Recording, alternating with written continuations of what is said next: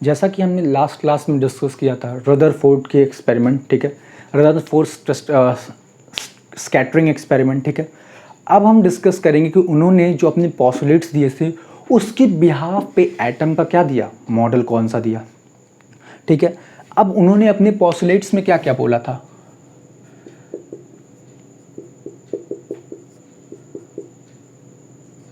ठीक है। पहला तो proton plus neutron equal to क्या, न्यूक्लियॉन्स, न्यूक्लियॉन्स बोला था, ठीक है। अगला पॉइंट क्या बोला कि electron revolving around the nucleus and radiates energy, it has nucleus. अगला और क्या बोला था, इट हैज़ न्यूक्लियस। अगला पॉइंट क्या बोला था उन्होंने कि इट नहीं, electron revolve around nucleus and radiate energy, ठीक है। और क्या बोला, the volume of nucleus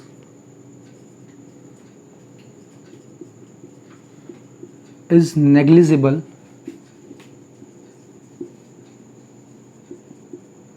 as compared to atom। Atom की वॉल्यूम से न्यूक्लियस का वॉल्यूम क्या था, बहुत कम था, ठीक है। और क्या बोला था इन्होंने, the mass of atom is only from the mass of proton and neutron,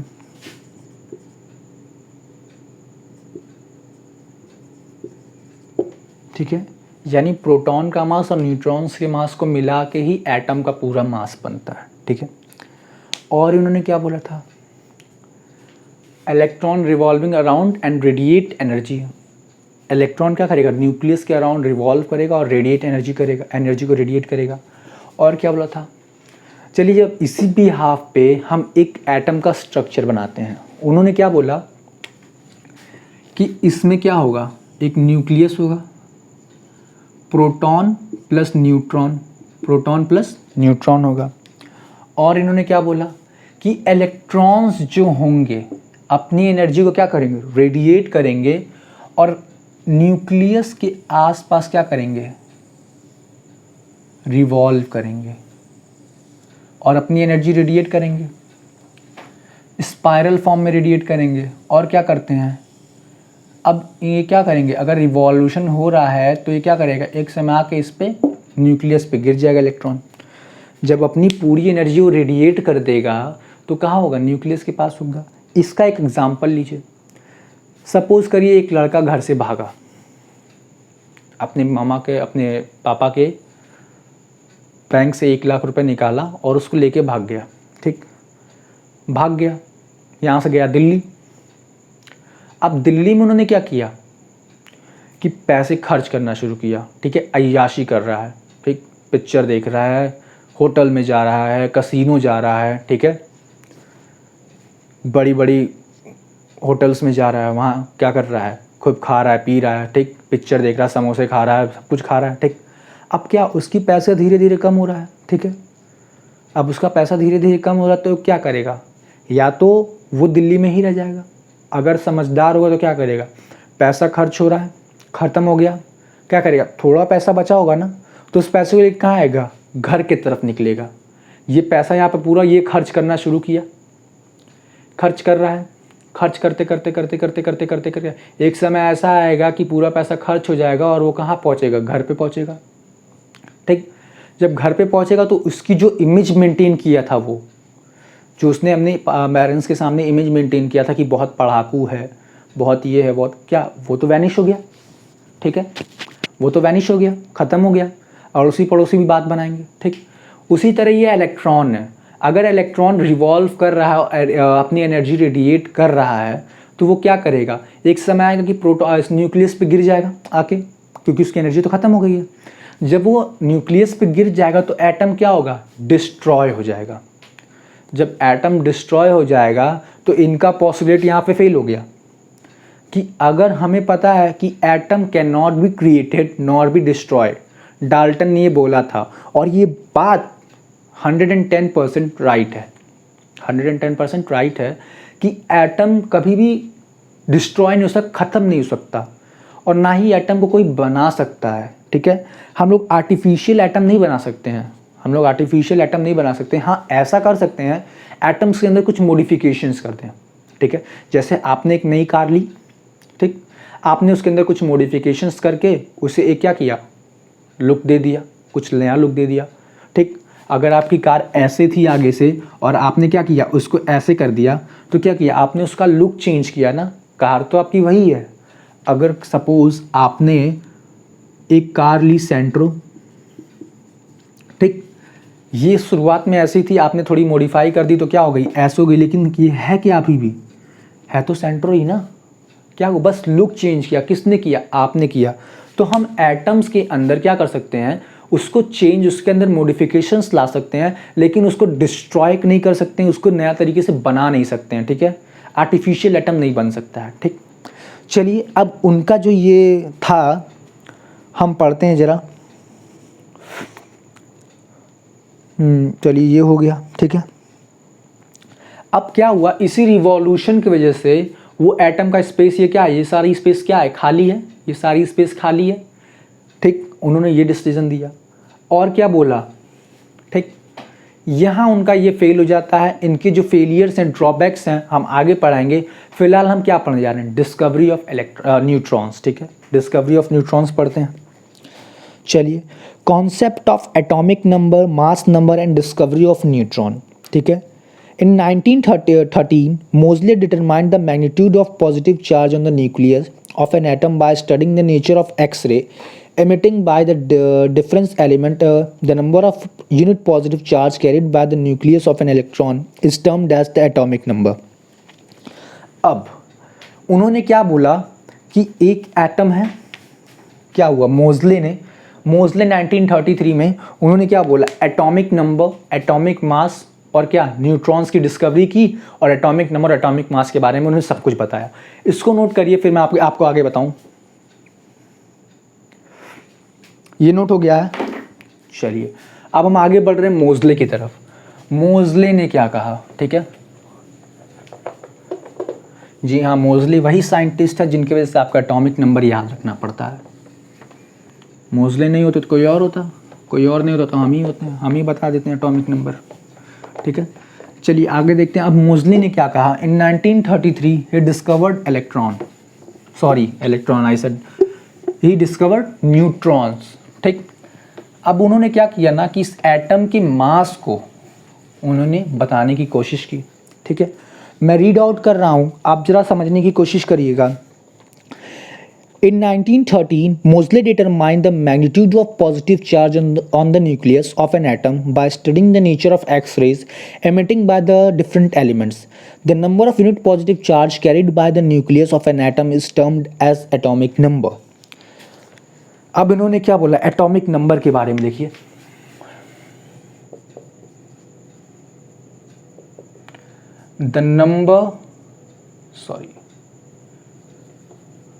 atomic number,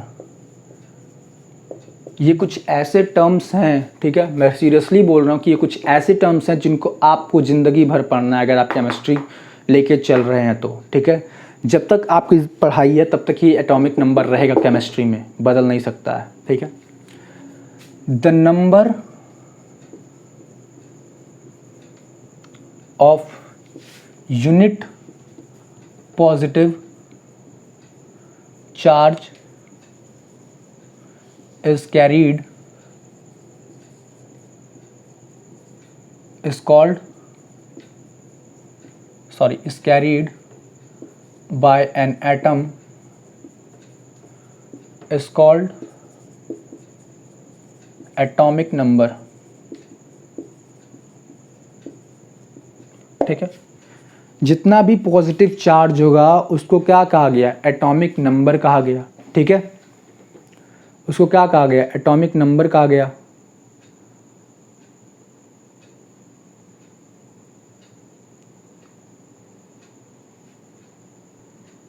ठीक है, उसे एटॉमिक नंबर कहा गया। यानी एक एटम पे जितने भी प्रोटॉन होंगे, पॉजिटिव चार्ज कौन देता है, प्रोटॉन देता है। ठीक है, पॉजिटिव चार्ज कौन देता है, प्रोटॉन देता है। और प्रोटॉन के ही एक चार्ज को, एक प्रोटॉन पे जितना प्लस चार्ज होता है उसी को हम क्या बोलते हैं, यूनिट पॉजिटिव चार्ज। उसी को क्या बोलते हैं, यूनिट पॉजिटिव चार्ज। क्योंकि ना उससे छोटा एलिमेंट मिल सकता है हमें, ना छोटा उससे पार्टिकल मिल सकता है, और ना उससे छोटा चार्ज हम उस पर दे सकते हैं। ठीक है, तो एक यूनिट चार्ज को क्या बोला, एक प्रोटॉन को क्या बोला, यूनिट चार्ज बोला गया। अब उतने ही जितने यूनिट चार्ज होंगे उसी को क्या बोला जाता है, एटॉमिक नंबर बोला जाता है। तो number of proton is equals to atomic number. ठीक है, और द नंबर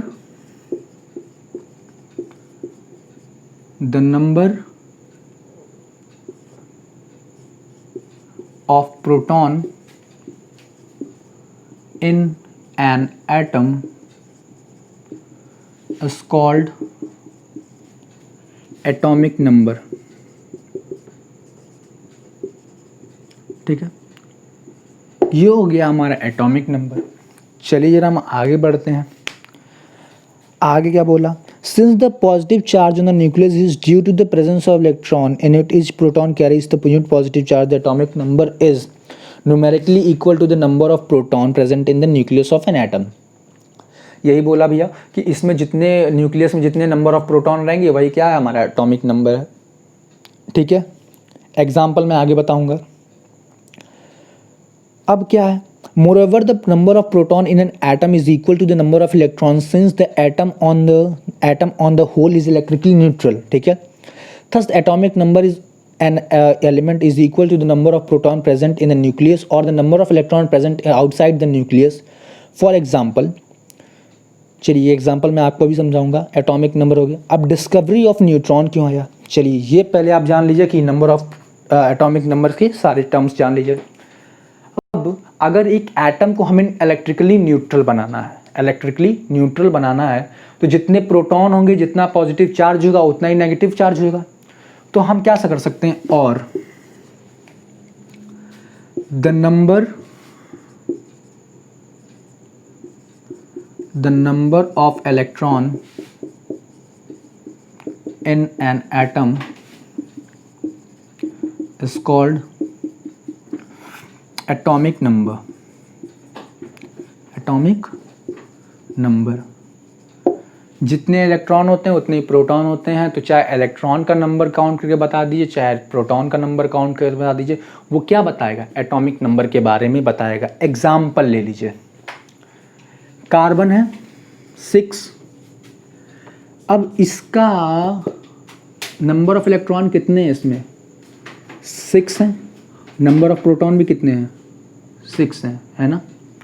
तो इसका एटॉमिक नंबर क्या हो गया, 6 हो गया। एटॉमिक नंबर क्या हो गया, 6 हो गया। ठीक, बस यही है। इसको डिनोट किससे करते हैं, denoted by Z. It is denoted by Z. चलो आगे पढ़ते हैं। Discovery of neutron. The whole of the mass of an atom is due to the nucleus continuous. ठीक है, proton become the electron revolving outside of the negligible mass। This means that the nucleus must contain the proton equal to the mass of atom, but the number of proton is equal to the atomic number। This means that the atomic number should be equal to the atomic number, however it must follow the। अब क्या हुआ, हमें तो इतना पता है कि जितने प्रोटॉन होते हैं उतने इलेक्ट्रॉन होते हैं। ठीक है, और हमें पता है कि प्रोटॉन की वजह से ही क्या होता है, एटम का मास होता है। एटम का मास किसके वजह से होता है,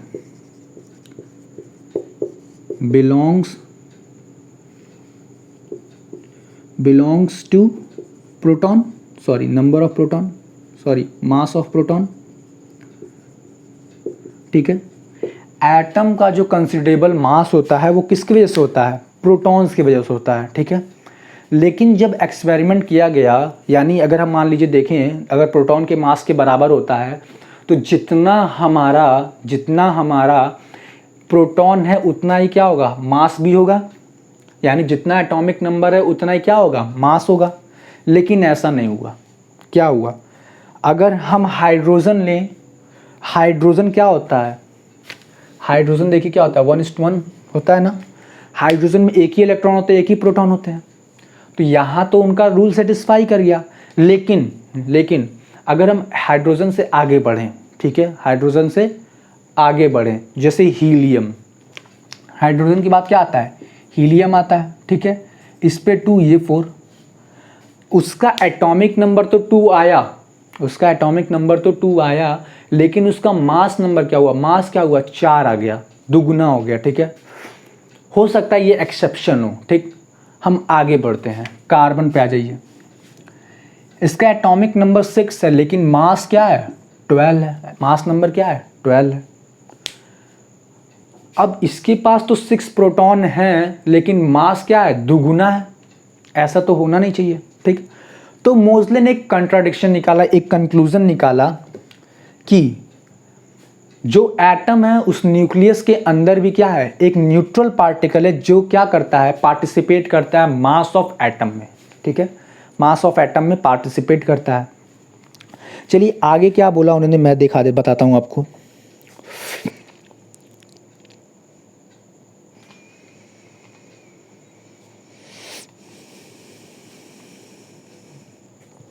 अब उन्होंने क्या किया ना कि एक बेरिलियम का एक लिया, Saint Chadwick 1932 bombarded a sheet of beryllium element alpha particle and observed highly penetrated rays which consist of stream of neutral particles।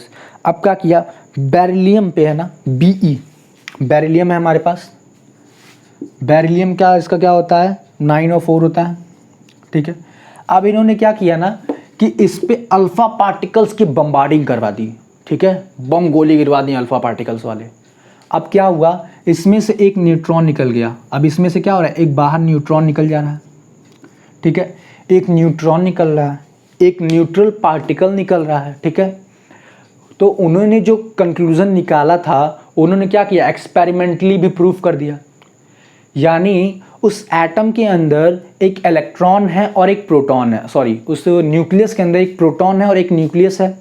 Proton क्या है, पॉजिटिवली चार्ज है, और न्यूट्रॉन क्या है, न्यूट्रल है, लेकिन दोनों का मास क्या है, सेम है, दोनों का मास क्या है, सेम है, नियरली सेम है, ठीक है। अब क्या होता है कि मास नंबर में, एटॉमिक मास में न्यूट्रॉन और प्रोटॉन दोनों पार्टिसिपेट करते हैं, ठीक है। A neutron is a subatomic particle having mass 1.675 into 10 to the power minus 27 kg, equal to that of hydrogen atom and carrying no electrical charge। क्या है, जो न्यूट्रॉन का मास था वो एक हाइड्रोजन एटम के मास के बराबर हुआ, ठीक है, और क्या, उसका क्या है, वो इलेक्ट्रिकली न्यूट्रल है, ठीक है। अब चलिए आगे देखते हैं क्या है। तो अब मास नंबर कब आ जाएगा, अब मास नंबर कैसे डिफाइंड हुआ, मैं इसे मिटा रहा हूँ जो एक्स्ट्रा मैंने लिखा है, ठीक है, बाकी बाद में आप लोग नोट करते रहिएगा, ठीक है। चलिए मैं यहाँ पे लिख रहा हूँ मास नंबर, ठीक है। ये बेरिलियम वाला जो है ना, आप लोग पढ़ लीजिएगा अपनी बुक से, एक्सपेरिमेंट वो रिएक्शन, ठीक है। अब देखिए मास नंबर क्या होता है,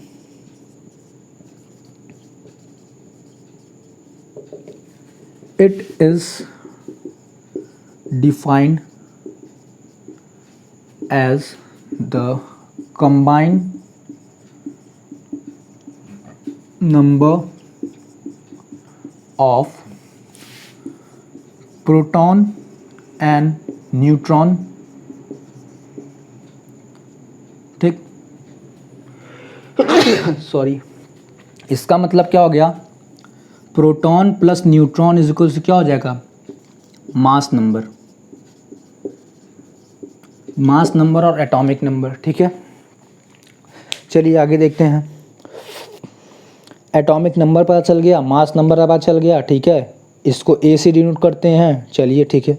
अब इसको किससे डिनोट करते हैं? ए से, ये भी आप देख लीजिए, ठीक है, कैपिटल ए से डिनोट करते हैं, ठीक है। इसको नोट करिए,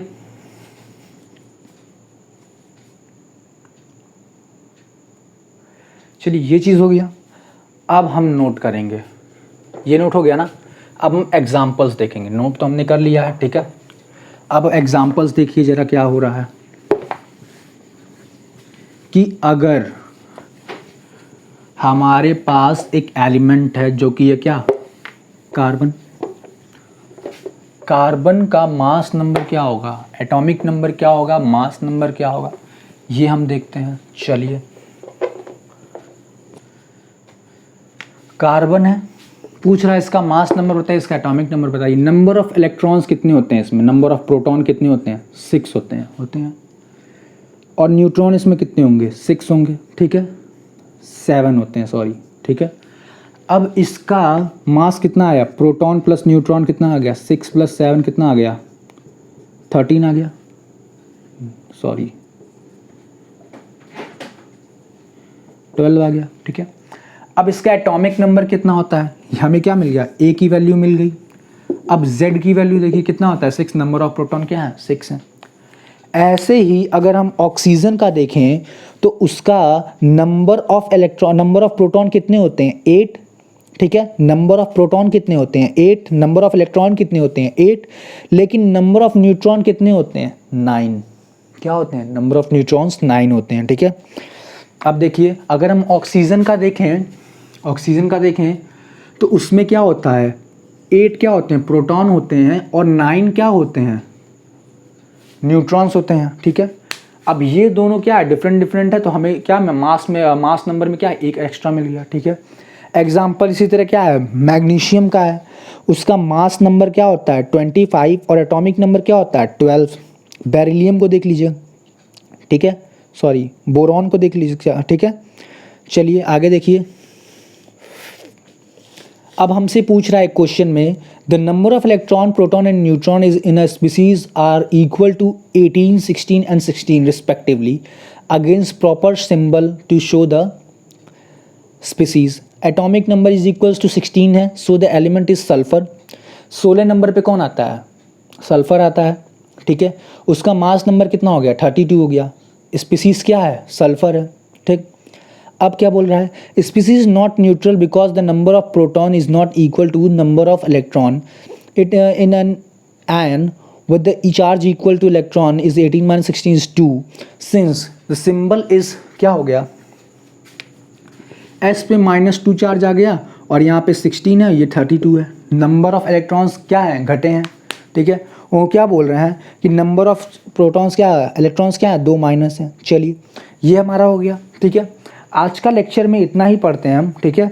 अगले मिलते हैं हम आइसोटोप्स, आइसोबार एंड आइसोटोन्स पे मिलते हैं, ठीक है। आइसोटोप, आइसोबार, आइसोटोन्स में मिलते हैं, ठीक है। ये अगला लेक्चर इस टॉपिक पे होगा, ठीक है। ये टॉपिक क्या कवर करते हैं मैं बता दूंगा उसी दिन। चलिए आज के लिए इतना ही, मिलते हैं।